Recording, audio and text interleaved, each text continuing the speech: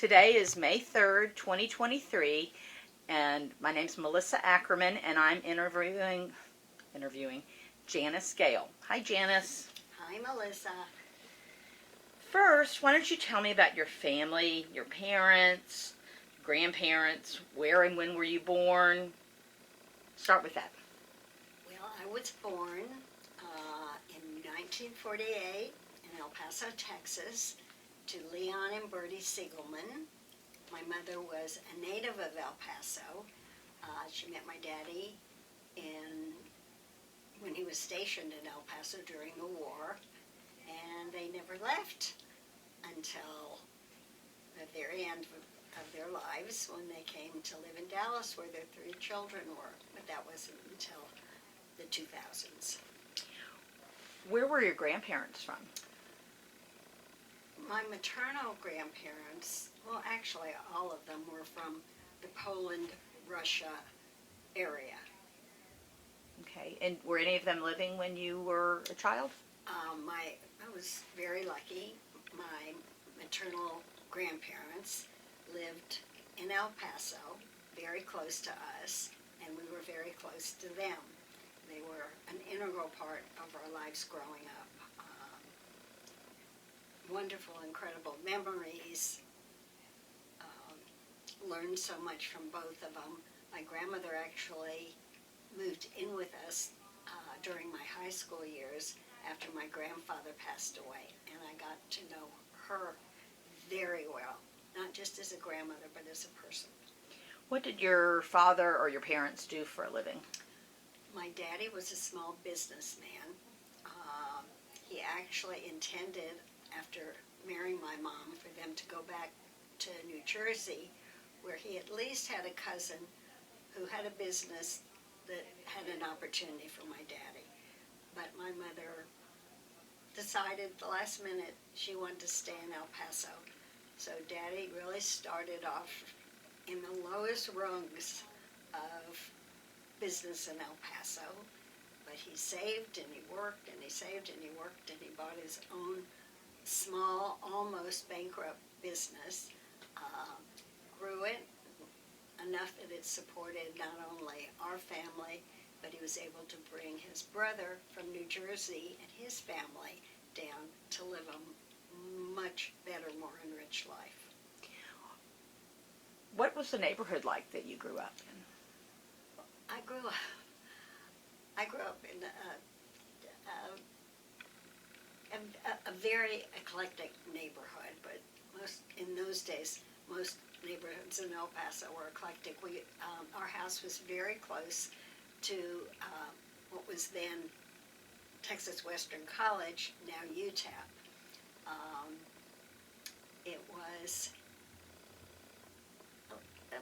there were definitely Jewish families in the neighborhood. There were as many Hispanic families in the neighborhood as Jewish, more. And we all got along and learned from each other and shared cultures. It was a wonderful place, easy place to grow up. What kind of things did you do for amusement? If you can talk about it. I played a lot. Like I say, it was just very easy to grow up there. It was supportive. You had to watch your P's and Q's because the Jewish community was small but very tight, and if you did something wrong, there was always someone watching that wouldn't necessarily call my mother, would call me. It was, of course, there were the haves and the have-nots, but you never felt it in El Paso. There was not a lot of way to flaunt wealth, so everybody sort of had equal footing. Did your family belong to a synagogue? Oh yes, we belonged to B'nai Zion Synagogue, which was a conservative, really leaning more towards Orthodox growing up. And it was in an old building, the original building, close to downtown El Paso. It was was a very, for me, mystical place. Was your family really involved in the Right. congregation? Terrifically involved. My daddy was the chair of the Hever Kadisha, I think for the majority of his life, which is hard work. And he complained about it all the time when he'd have to get a committee together, but he always did. My mom was very involved in the sisterhood and all that came with that.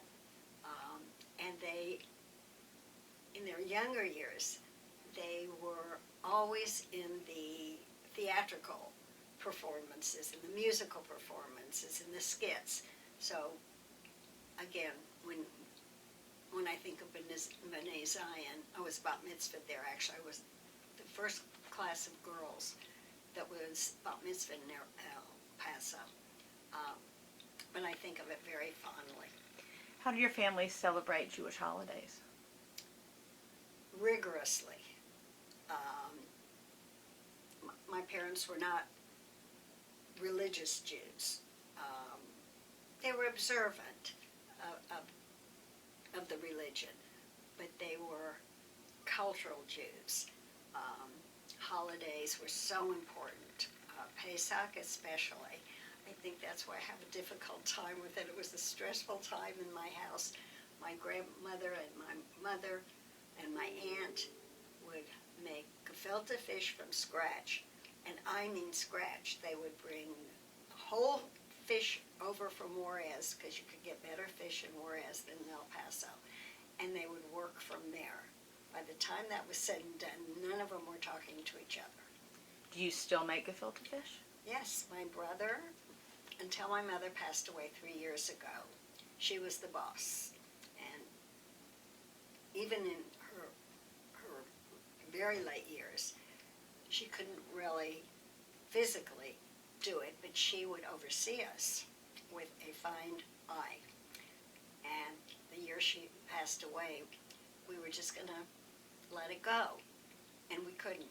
So the three of us made the gefilte fish. She wouldn't have approved. We took some shortcuts that she never would have, but I think she would have approved of the finished product.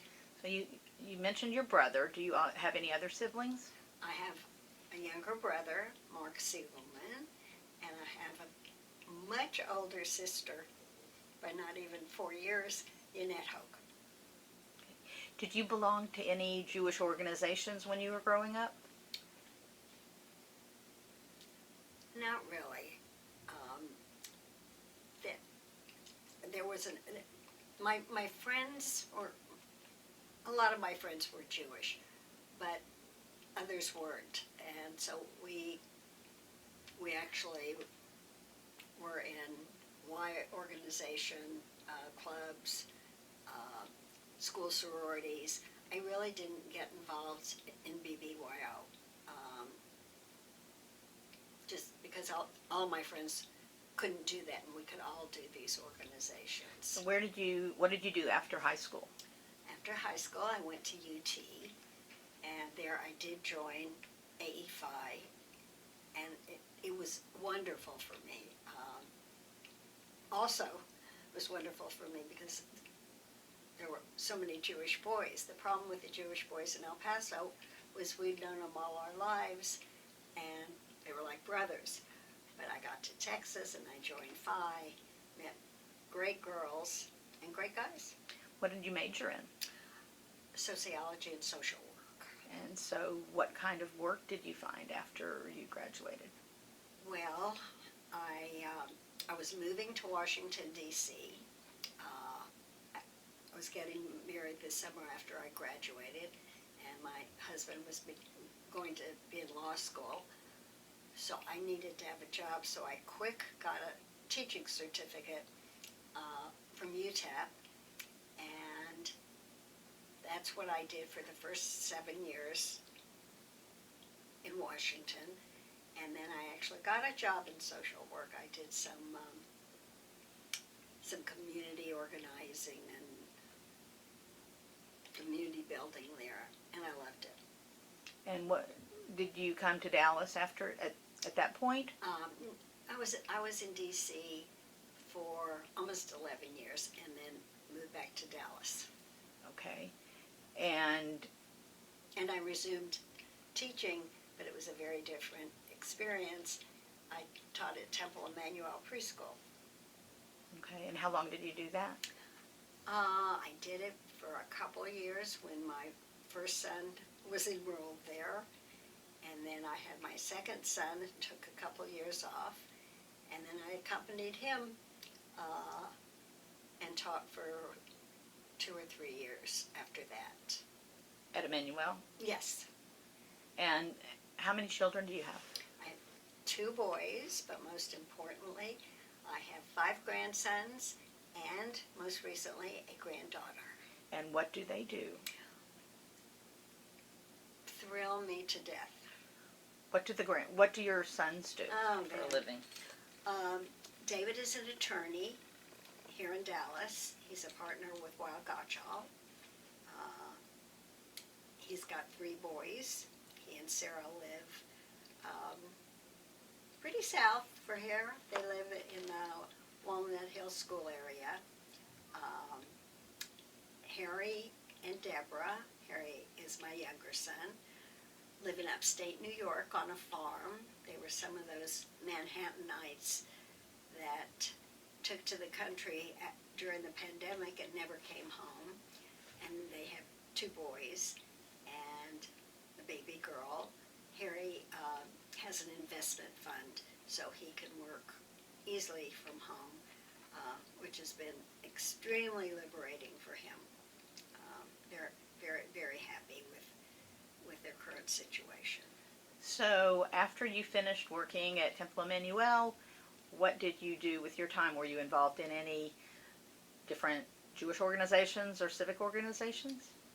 Well, my first foray back into the volunteer world was NCJW. I think Harry was a year old, and we were finally at a point where I could hire a cleaning lady for half a day, and it was someone I could leave Harry with.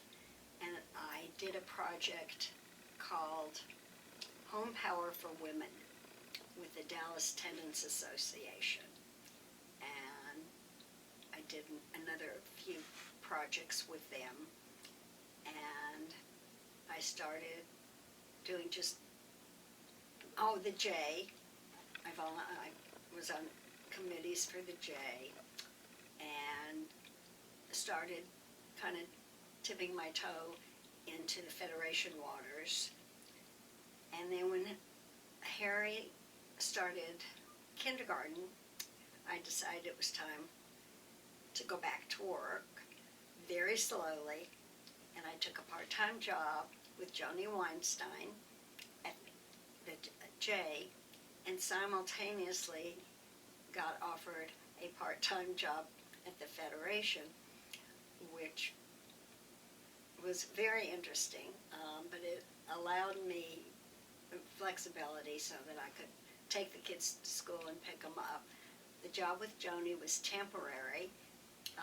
The focus was we were just moving into the computer, coming into the 20th century, I guess, and everybody had to come in, all members had to come in and get new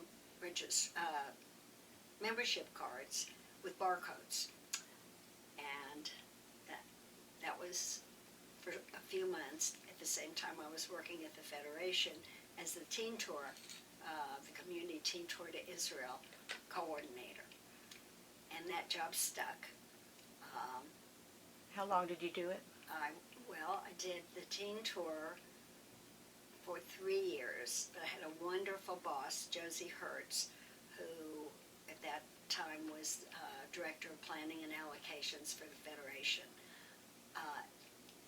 Each year that my kids were in school longer hours, she found additional hours for me to work. So I did some planning and allocation work. And then, I guess, in '94, a position in campaign came up, and I raised my hand had said I might be interested, and that I spent the next 7 years in the campaign department at the Federation, and was eventually Harriet Hoffman's associate campaign director. And did you have any particular divisions you enjoyed working with? Well, I started off with the men's divisions and loved the men. I had also the professional divisions, men and women. And then I really finished my years at the Federation with the women's campaign, which was challenging, frustrating, enriching, because I made friends there that are my friends to this day. Did you travel to Israel? That was the absolute perk of this job. I had been to Israel as a student in 1972, and I did not go back until 1992 on, it was, I guess, my last teen tour. And after that, I made 11 more trips, and less than that years. I was going once or twice a year with the Federation missions and with national missions. It was wonderful. I never tired of doing the same things over and over in Israel. And how long did you stay with the Federation? All in all, 11 years. And what did you do after that? Well, I went from Federation to CHI, Community Homes for Adults, Inc. Leo Rosenthal-Bond was the executive director, and she hired me as her associate exec, and it was still a very small staffed organization, so I did a little bit of everything, but since my expertise was fundraising, that was my major responsibility there. But again, that job was gratifying, enriching, wonderful. What kind of things does the agency do? The agency provides residential homes and services to adults with cognitive disabilities. And they've grown by leaps and bounds. I have been fortunate enough to come back as a volunteer. I just finished, I think, my 7th year being on the board and the executive committee. I've been on numerous committees, task forces, event planning. I love the agency. I love the residents, the staff, and the other volunteers who have been there basically since I worked there in the early 2000s.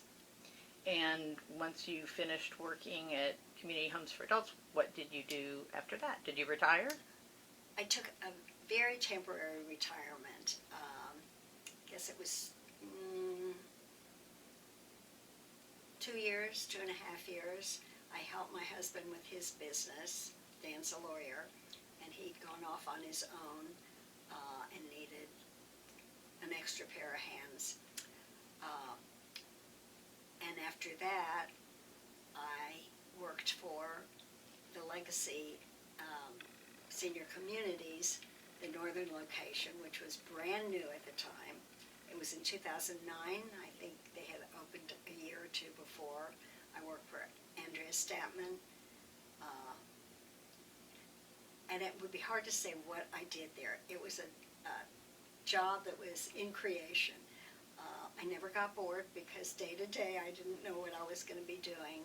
But again, it was a wonderful place to work. Andrea was a wonderful boss.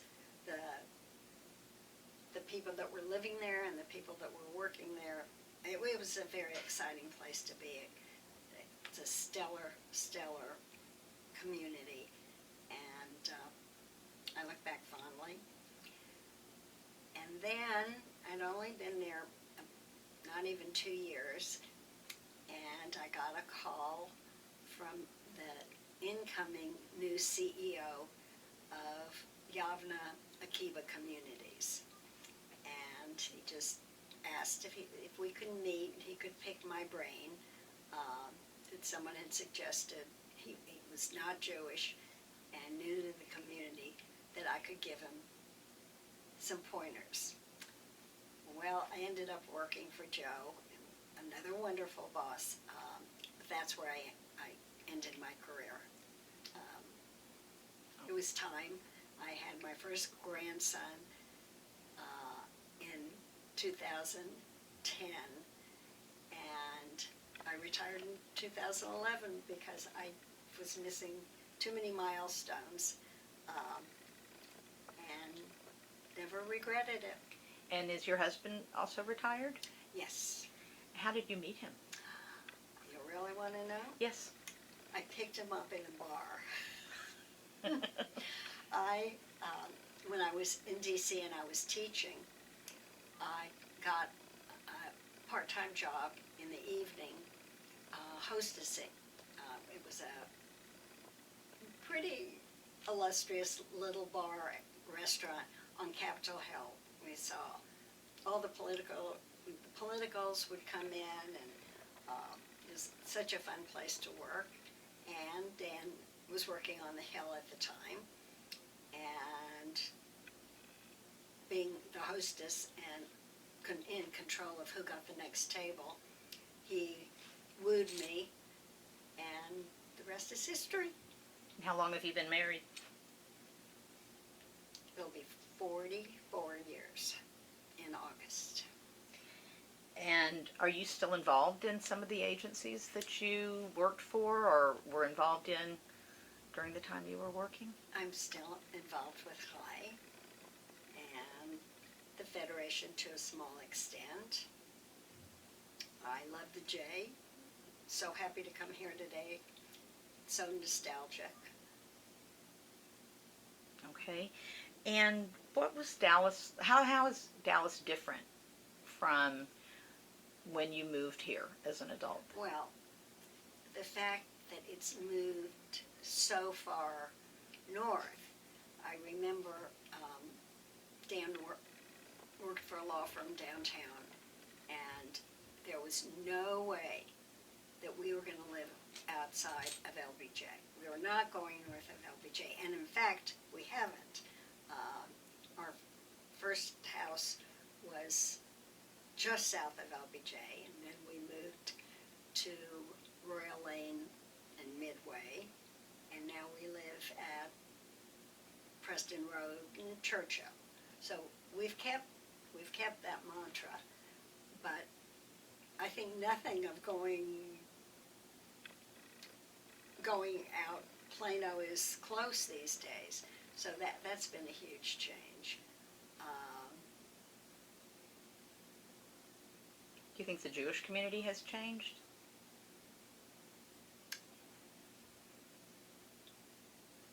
Yes. Again, the demographics have changed. It fascinates me that there are pockets of Jews all the way out in Prosper and Fairview. When I worked for the Legacy, one of my projects was to reach out to those communities, and I remember thinking there are none. I'm sure there's none. But doing research, there definitely are pockets, and I'm not enough in the loop, but I'm hoping that those people are being identified, and my fundraising hat is on, and being brought into the community. We need their support as well as those who have lived in Dallas for many years. I think that it's enriching the Dallas community to have these transplants. I know my kids have made Jewish friends, new Jewish friends that have come in from California, quite a few from California, and other parts of the country, and I think that's only good for our community. Are your children involved Jewishly? Yes, they are members of Temple Emmanuel, and Sarah, my daughter-in-law, is very involved. She's been a vice president, not even, before she was 40, she'd been vice president for a few years of Temple. David, between working and attending his and facilitating his kids' sports activities, really doesn't have a lot of time. Planned Parenthood, from the time he was 16, has been his nonprofit of choice, and it's a good place to put his efforts. And how about Harry and his family? Well, Harry and his family, Harry and Deborah, started off together as modern Orthodox Jews in New York City, and now they are farmers of sorts in upstate New York, though they still maintain kashrut and are very observant of the Sabbath. There is not, the closest synagogue is Binghamton, and for the holidays they do go there, but it doesn't allow them a day-to-day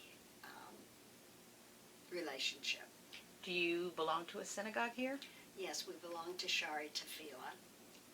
We raised our kids at Sheriff Israel, but when they left, Harry had already become religious, and we decided, we also were sort of shopping for a smaller synagogue. We had both grown up at small conservative synagogues, and ended up at Shari Tefillah because we wanted to be able to accommodate Harry when he was home. It was walking distance from the new house that we had moved into, and it's a wonderful, warm, inviting. We are not Orthodox Jews, but it has never been a problem there. They accept you at whatever level you are. Okay, I'm switching gears a little bit. Do you have any role models?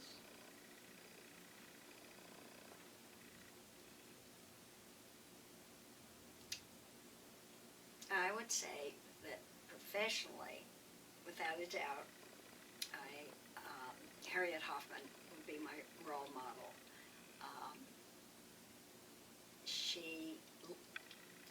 She led with humor and wit and intelligence and a firm hand when necessary. Always, always with the community in mind, but never ever, I'll use the expression she did, never ever would she throw one of her staffers under the bus, regardless of the repercussions. And I did supervise in my last years at Federation.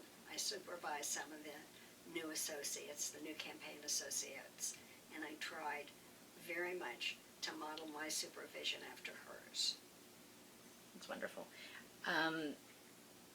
And what are you most proud of in your life? Any specific thing jump out at you? Don't tell them, but I'm really proud of my sons, of the men they became, the fathers they are, the husbands they are.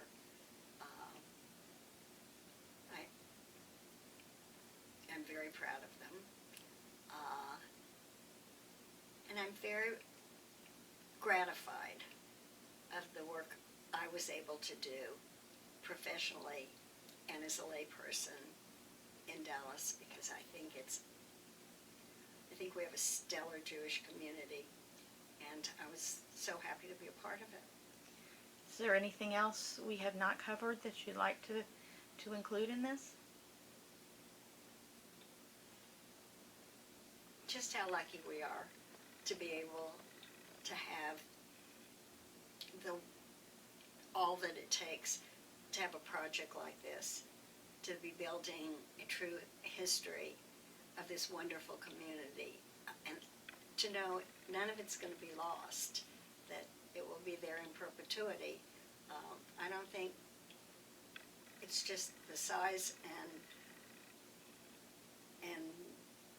relative wealth of our community. It's the individuals that push these projects and make them happen.